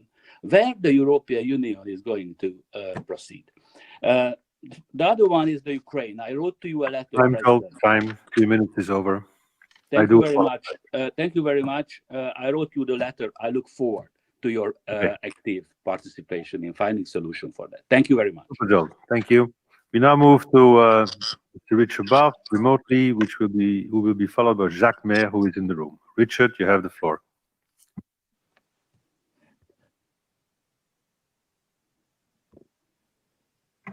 I do not see Richard asking for the floor, so then I move immediately to Jacques Mayer, who is pointing no. Okay, then we move on to Mr. Goncharenko, who is in the room. I've seen him because he sits behind me normally, who will be followed by Jette Christensen remotely. Teki, you have the floor. Dear colleagues, dear Chairman, you see that we had a voting on Russian delegation credentials recently, and I first would like to say thank you to everybody who supported the position of Ukrainian delegation and voted for challenging of the credentials of Russian delegation. And I want to address to those who didn't support this issue for the moment. Please think and understand one issue, that now it is the war in the world between Russian world and civilized world. During last year, what we have seen, Belarus. In Belarus, absolute violation of all human rights, killing of people who were protesting. And who helped Lukashenko to do this? It was Putin. Putin himself. Now we have a situation of hybrid Anschluss of Belarus by Russian Federation. When Russian officers of security working there, Russian propagandists, they call themselves journalists, but they are not, work there. Russian military forces are there. Russia controls their border between Belarus and Ukraine, for example. So that Belarus question is about Russia and what they are doing. With their support, the dictator Lukashenko is still on his place. Without support of Putin, he would be not anymore president of Belarus. So first of all, Живе Belarus. Georgia, still occupied territory by Russian Federation. And Abkhazia, South Ossetia, what has changed? Nothing. And again, I want to say words of support to our Georgian friends. Sakartvelo Galmarjos. But who is guilty? Putin. Ukraine. More than 13,000 people were killed from the beginning of Russian aggression. And this year they were killed again. And the war is not over. And who is making this war? Putin. Russian Federation inside. What do we see? Navalny case? Again, chemical weapon in the 21st century. Killing of oppositioner by the government, by the president himself. He is killing those persons who are against him. First was Nemtsov, many names in Russian Federation. The last name is Alexei Navalny. And after he miraculously is alive, now he is detained to the prison. That's all. Hundreds of people are beaten, thousands are arrested. That's what's going on in Russian Federation now. And Putin lives in this palace, unbelievable, for $1.5 billion near Gelendzhik. So this is the biggest thief and corruption in the world and the worst dictator in the world. So please support the challenging of Russian credentials, because this delegation, they are not delegates. They are just those who help Putin to kill and to make corruption in his own country. Thank you. Then now we move to Jette Christensen, who will be followed by Laima Andrikiene, both remotely. Jette, you have the floor. Jette is not asking for the floor. If she does later on, she will be given the floor. Then we move to, yes, Jette, come on board. Thank you very much. I will address the situation in many who ran for very few a real chance. The most important find that we made was informal. Mr. Cox mentioned the pressure and dominance of the ruling party. This was also very much to be seen in the streets of Tbilisi before the election was finished. Before the election was finished, the ruling party was celebrating their victory, driving around the streets, represented by men in black. This is a very good illustration about how the pressure that we were Georgia. Many parties ran for election, and it really showed the Georgian people's wish to become a real and plural democracy where freedom of speech is central. Freedom of speech brings me to the question of information. One of the problems we observed in Georgia was that information was not shared. Saying that, I mean that Georgians have nowhere to go to find a common information platform, to find common truth and common news. That is a big problem, and I would call upon every Georgian politician to take responsibility for this, to change it, or else it is very difficult to create the trust in democracy that the people of Georgia need and the politicians in Georgia need to lead them. Georgian people really want to live in a plural democracy. That was very clear to us. Nevertheless, the information problem and the financing of campaign is a very big obstacle to restore the trust in democracy that Georgia needs. The difference between party financing was severe, and that makes that the competition is not free and it's not open. Politicians, they get the media pluralism that they deserve. So it is the politicians' task to restore the trust in truth, the trust in media, and to give the Georgian people the democracy that they want to attend to and that they deserve. Thank you. Thank you very much. May I recall to all of our colleagues who log in remotely to put their computer on floor, because otherwise we have a double sound. So on your screen you have to put on floor when you speak. Next on my list is Laima Andrikiene, who will be followed by George Focus. Laima, you have the floor. Thank you very much, Mr. President. I will speak about the observation of the parliamentary elections in Georgia. First of all, I would like to thank our rapporteur, Tony Cox, for the draft report. Allow me to point out that in 2018, I was leading European Parliament election observation delegation to Georgia to observe presidential elections there. So I had a good opportunity to compare these two elections in the country concerned in the context of the OSCE audit conclusions and recommendations from 2018 elections with the elections which took place in October-November last year and with the draft report of Mr. Cox. Allow me to be blunt. I cannot agree with the positive assessment of the 2020 elections. According to the local NGOs, which have been monitoring the elections in Georgia for many years, those were the worst elections in modern Georgian history and step back on its democratic development path. The likely result was a coalition government, the first one in Georgia's history. But something has gone very wrong on the night of the elections. Ballot stuffing and organized pressure on voters with the help of the criminal elements, marginalization of the representatives of the opposition parties in the electoral commissions, and finally, rewriting of the summary protocols by the Central Election Commission.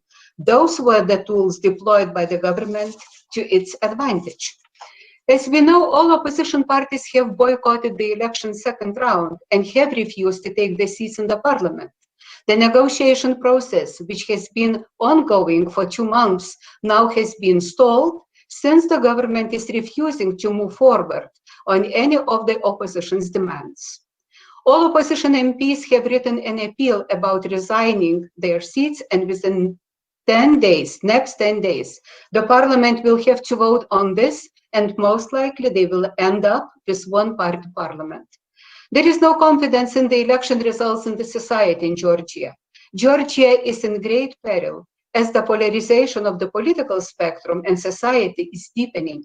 The only way to move forward is to retain confidence in the election process. All this has to be reflected in the report we are debating today. Thank you. Thank you very much. We will now go to George Fox remotely. George, you have the floor. Thank you very much, Mr. President. And can I congratulate you on your re-election? And can I also say that you and the others who are in Strasbourg have a great advantage over us who are having to contribute remotely. And can I ask you if you would renew your requests to speakers and presidents of parliaments to try and facilitate the attendance of members at the Council of Europe Parliamentary Assembly because of its importance. Can I now refer to the speech, the rather jaundiced speech of my colleague from the United Kingdom, Ian Liddell-Granger. He queries the effectiveness of the Parliamentary Assembly of the Council of Europe. Can I remind him that one of the ways in which we can be effective is for our national parliaments to follow up some of our recommendations, and particularly in relation to Russia, with the dreadful imprisonment and the way in which the brave leader of the opposition, Alexei Navalny, has been dealt with. When I raise this matter in Parliament in the United Kingdom, I point out that it is London which is the center of the activity of the oligarchs surrounding Putin, their investments, their acquisition of property. And we need to take stronger action in relation to their activities. You know, it's even quite astonishing that our Prime Minister has nominated the son of a former KGB agent to be a member of our Parliament in the House of Lords. That kind of action does not send the right kind of message and the right kind of support to our Assembly. Can I also say that I'm really concerned about arrests in Belarus, and I think we need to take stronger action in relation to Belarus. I'm in particularly concerned about people who have been in prison, and I've taken part in a very good initiative that is taking place around Europe to adopt a prisoner, and I've adopted Stepan Latipov. There is the message that I've put out, and I hope that members of the Parliamentary Assembly will follow the requests to adopt prisoners in Belarus, and I've sent a message of support to him through organizations involved and also directly. And finally, can I say in relation to Georgia, I hope that all of us in the Council of Europe, in the Parliamentary Assembly and our national parliaments will support the initiative enabled by the by the European Union and the United States ambassador to try and find a solution. That, I think, is the positive way forward to encourage the opposition to take part in the transformation in Georgia. Thank you very much, Mr. President. Thank you, George. We now turn to Ruben Rubinyan, who will be followed by Ahmed Yildiz. Ruben, you have the floor. Within the hemicycle. Thank you, Mr. President. Dear colleagues, during the time of global pandemic on September 27, 2020, supported by Turkey, Azerbaijan launched large-scale military actions against the Armenians of Nagorno-Karabakh. This offensive was accompanied by deliberate targeting and indiscriminate shelling of civilian settlements and infrastructures, churches, objects of cultural heritage with a wide range of weapons, including banned weaponry such as cluster bombs and weapons containing white phosphorus. This aggression resulted in a 44-day full-scale war. The people of Nagorno-Karabakh were attacked not only by the Azeri armed forces, but also mercenaries and foreign terrorist fighters deployed by Turkey to the conflict zone from the Middle East. This fact has been reported by the leaders and state security agencies of France, Russia, and the United States, international media, human rights watchdogs. This war saw most vicious war crimes and crimes against humanity committed by Azerbaijani armed forces and their terrorist allies. Numerous photos and videos have been released from Azerbaijani social media sources illustrating violence and ill treatment towards the Armenian prisoners of war and their executions, brutal beheadings, and mutilations of corpses. The captured foreign terrorist fighters confessed that they were deployed from the Turkish-occupied northern Syria to kill Armenian infidels, and that they were promised an additional sum for each beheading. These war crimes are the logical continuation of the hate policy against ethnic Armenians that bears systemic nature in Azerbaijan.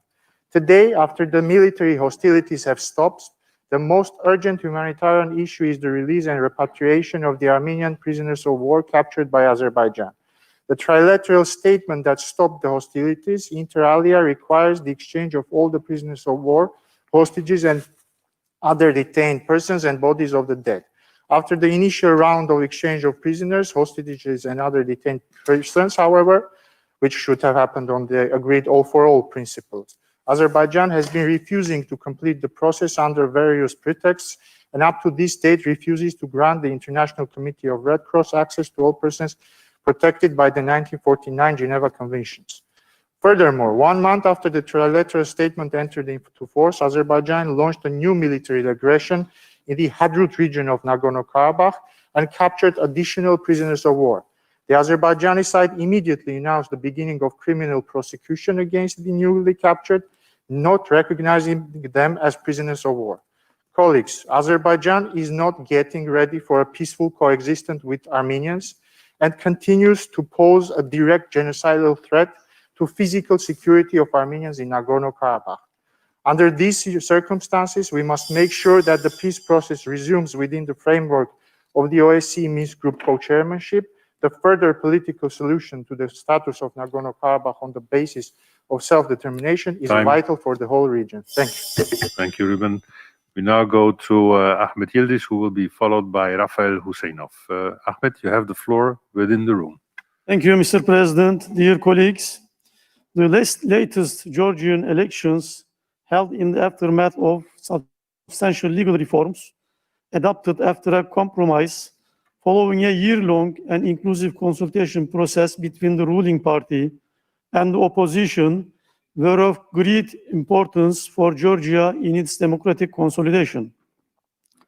I would like to recall that the statement of preliminary findings of the election observation mission, which was a joint endeavor of parliamentarians from PACE, NATOPA, and OSCE-PA, noted the fact that the legislative amendments which provided a sound basis for holding democratic elections were addressing many of the Council of Europe recommendations. As acknowledged by international observers, the elections were competitive. Fundamental freedoms were generally respected and most electoral procedures were followed.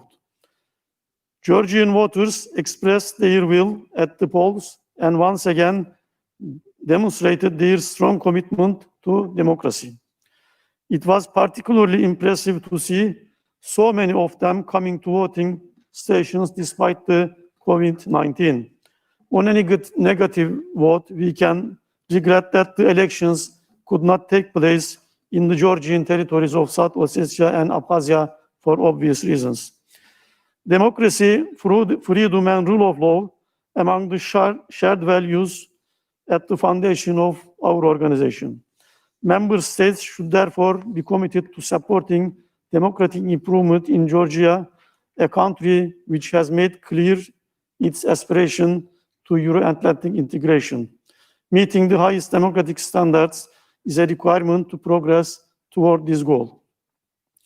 With regard to protests against the results of the elections and clashes with the police, I would like to call on all political stakeholders to act with restraint and responsibility and to engage constructively in the adoption and implementation of additional reforms. Such efforts are of course, important for Georgian progress on its pathway toward a more democratic political system. Dear colleagues, I regret that Armenian delegation still continues the path they followed in the last 3 decades. I urge them to adopt a new approach, to be in close contact with Azerbaijan, to leave this issue behind in line with the international law and UN Security Council resolutions. Thank you for the good of the region. Thank you. Thank you, Ahmed. We will now move to Rafael Husseinov, and I inform the colleagues that this is the last speaker on the list due to time constraints. Rafael, you have the floor.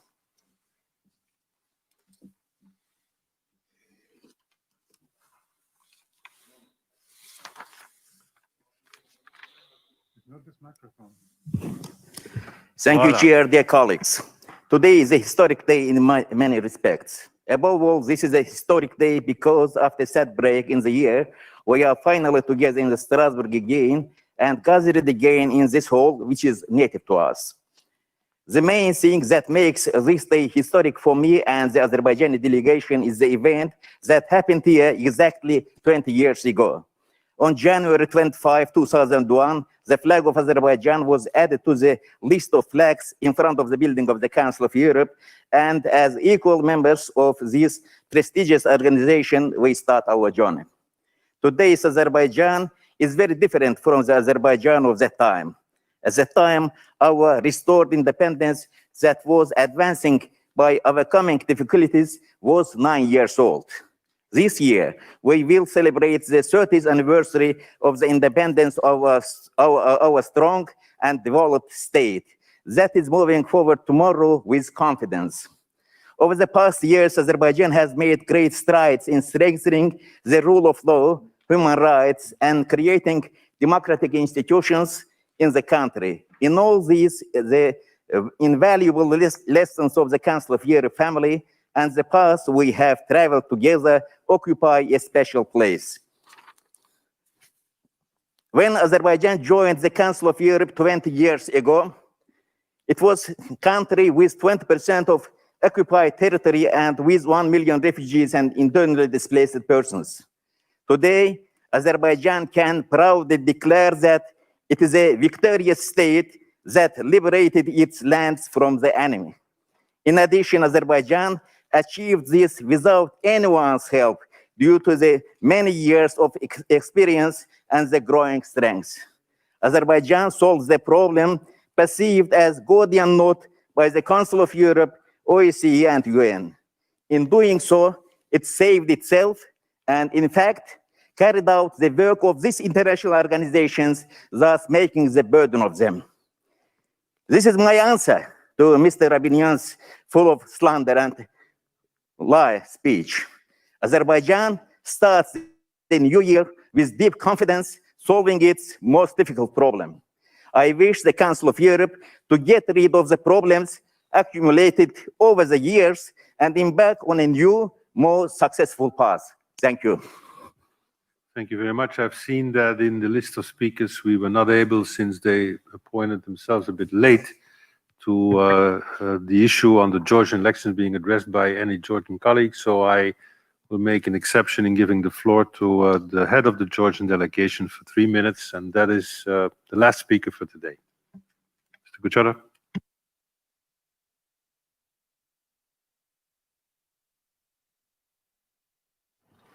Thank you, Mr. President.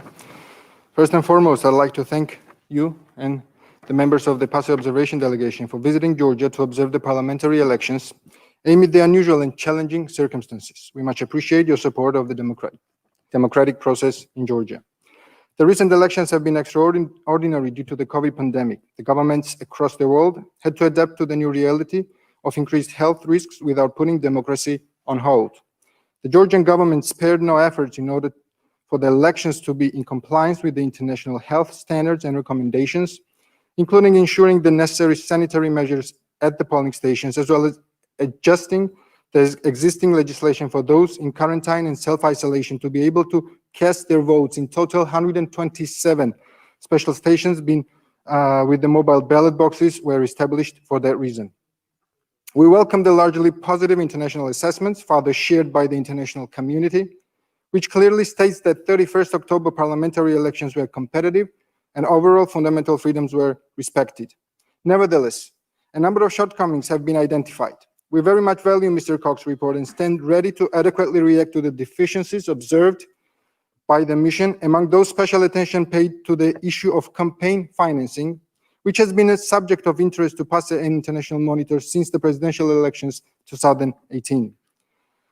The engagement of our international partners in this process carries a great importance, and we look forward to receiving the particular recommendations from you. It is also very important that the opposition political parties participate in this process. Our international partners continue to call on Georgian opposition to enter the parliament. We remain hopeful that the opposition representatives, which will take up their mandates granted to them by 800,000 voters, and shift to the democratic process from streets to the parliament, because up to the date, there is not a single piece of evidence of any ground based on which the election results may be questioned. I've heard a number of concerns raised during our speeches made by the speakers. I can assure you that unfortunately, 21st century, sometimes we become the victims of disinformation. And we've seen some of them right online. First of all, there have been not a single arrest of any candidate, especially 2 weeks before, but in general, there is not a single case that can be counted. Local NGOs making the statement in regard being one of the worst elections.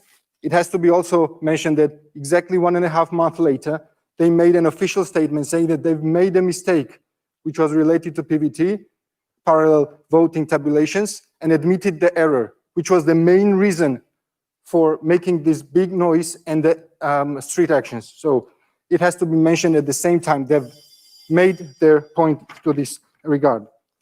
Local self-governance elections are to be held in 2021 in Georgia, and our political parties committed to work, and I'm finishing, with all interested parties to make sure that the recommendations are considered and changes are introduced in the legislation, and the standards for election administration process are improved. Thank you very much. Thank you very much. We now come to the end of the debate with just one element, potentially more.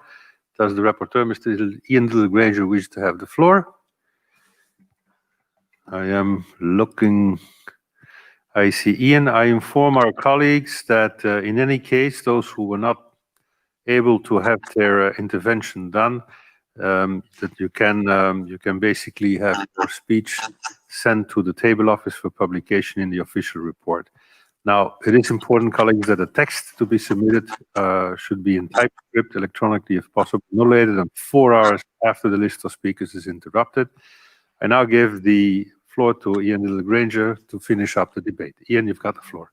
Thank you so much, Mr. President. Can I just congratulate and thank all colleagues for their contribution? But I think the main thing to take out of this, Mr. President, is obviously COVID-19, which so many speakers brought forward.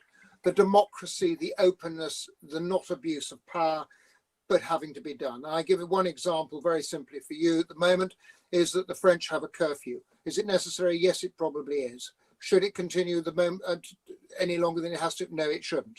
And I think that goes for the whole of Europe, including my own country, and right across our member states.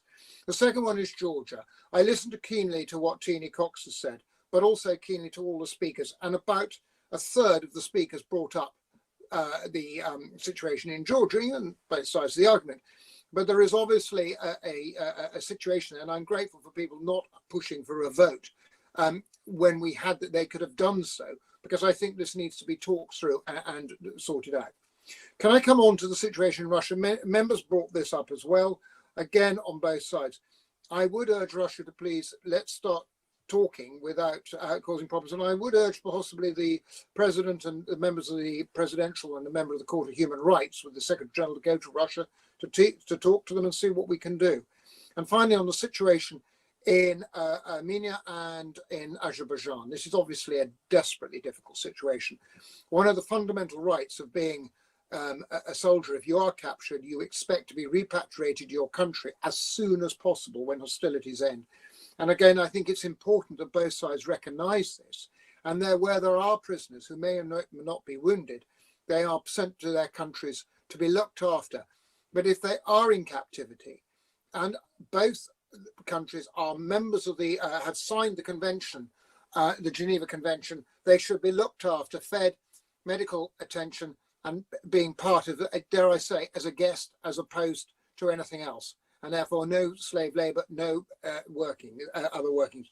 Can I just say, on a general note, there were lots of comments about the future of the Council of Europe.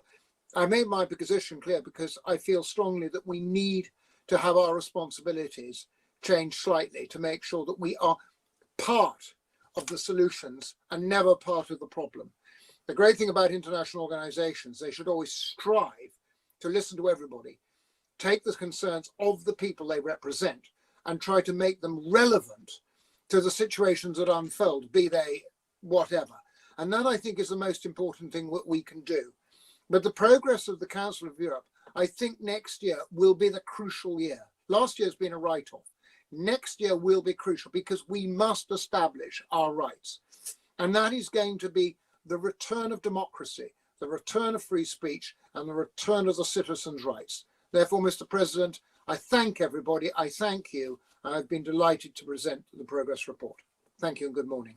Thank you, Ian. Thank you very much for the report.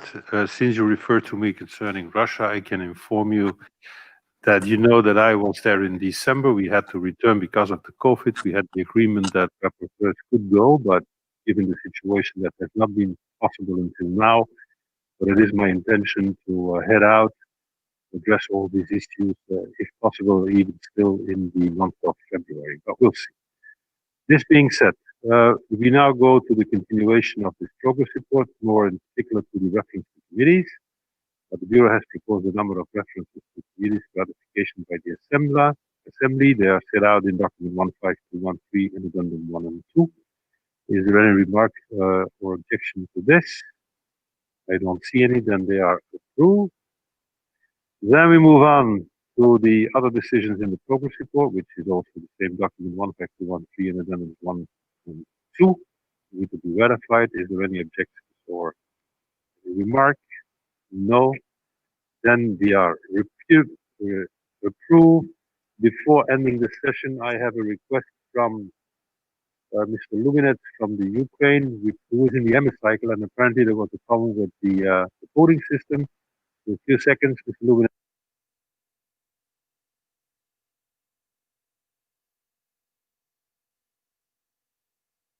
Challenge of the gradation of Russian delegations. Thank you very much. Thank you, Mr. Lubinets. Well, dear colleagues, it is 1:32. That was okay. Again, sorry for those who could not intervene, but this will happen again in the next day since we got many people wanting to intervene, which is very positive.